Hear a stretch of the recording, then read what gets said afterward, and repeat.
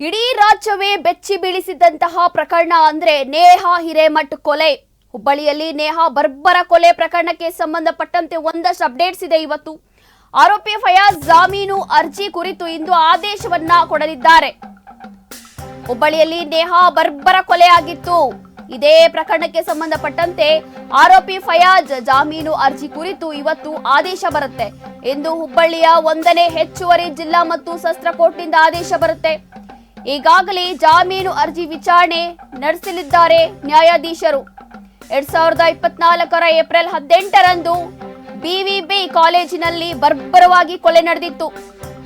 College ಕ್ಯಾಂಪಸ್ನಲ್ಲೇ ನೇಹಾಳನ್ನ ಕೊಲೆಗೈದಿದ್ದ ಆರೋಪಿ ಫಯಾಜ್ ನಟ ದರ್ಶನ್ಗೆ ಜಾಮೀನು ಕೊಟ್ರಲ್ಲ, ಅದೇ ರೀತಿ ನನಗೂ ಕೂಡ ಜಾಮೀನು ಕೊಡಿ ಅಂತ ಹೇಳ್ತಿದ್ದಾನೆ. ಈಗ ಕೋರ್ಟ್ಗೆ ಮನವಿ ಮಾಡ್ಕೊಂಡಿದ್ದಾನೆ ಕೊಲೆ ಆರೋಪಿ ಫಯಾಜ್.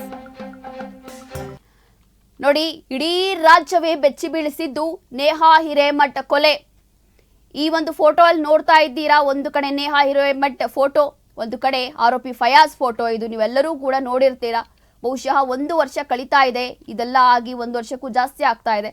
ಹುಬ್ಬಳ್ಳಿಯಲ್ಲಿ ನೇಹಾ ಹಿರೇಮಠ್ ಬರ್ಬರವಾಗಿ ಕೊಲೆ ಮಾಡಿದ್ದ ಕಾಲೇಜ್ ಕ್ಯಾಂಪಸ್ನಲ್ಲಿ. ಕಾರಣ ಪ್ರೀತಿಸಿಲ್ಲ ಅಂತೇಳಿ ಇವನು ಪ್ರಪೋಸ್ ಮಾಡಿರ್ತಾರೆ, ಈಕೆ ನಿರಾಕರಿಸಿರ್ತಾಳೆ. ಹಾಗಾಗಿ ಚಾಕು ಇರಿದು ಬರ್ಬರವಾಗಿ ಕೊಲೆ ಮಾಡಿರ್ತಾನೆ. ಇದೇ ಒಂದು ಸಂಬಂಧಪಟ್ಟಂತೆ ಇವತ್ತು ಹುಬ್ಬಳ್ಳಿಯ 1ನೇ ಹೆಚ್ಚುವರಿ ಜಿಲ್ಲಾ ಮತ್ತು ಸತ್ರ ಕೋರ್ಟ್ ಆದೇಶವನ್ನ ಕೊಡಲಿದೆ. ಇವತ್ತು ಗೊತ್ತಾಗುತ್ತೆ ಏನಾಗುತ್ತೆ ಅಂತ ಹೇಳಿ. ಈಗಾಗಲೇ ಜಾಮೀನು ಅರ್ಜಿ ವಿಚಾರಣೆ ನಡೆಸಿದ್ದಾರೆ ನ್ಯಾಯಾಧೀಶರು.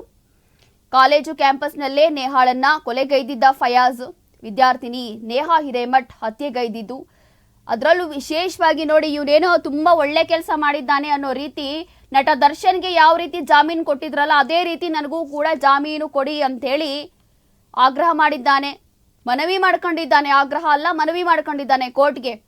ನಟ ದರ್ಶನ್ ಕೇಸಲ್ಲಿ ನೀವು ಜಾಮೀನು ಕೊಟ್ರ, ಅದೇ ರೀತಿ ನನಗೂ ಕೂಡ ಜಾಮೀನು ಕೊಡಬೇಕು ಅಂತ ಹೇಳಿ ಹೇಳ್ಕೊಂಡಿದ್ದಾನೆ.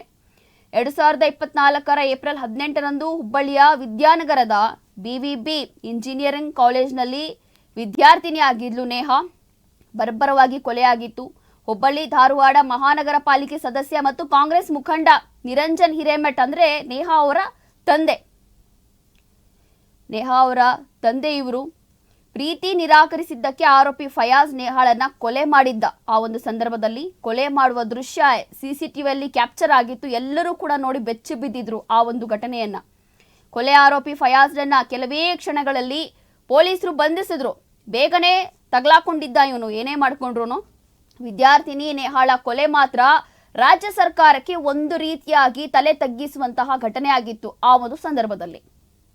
ಇನ್ನು ನೇಹಾಳ ಕೊಲೆ ಖಂಡಿಸಿ ಅನೇಕ ಸಂಘಟನೆಗಳು ಬೀದಿಗಿಳಿದ್ರು. ಒಂದಷ್ಟು ಪ್ರತಿಭಟನೆಗಳು ಆಯಿತು, ಎಲ್ಲವೂ ಮಾಡಿದ್ರು.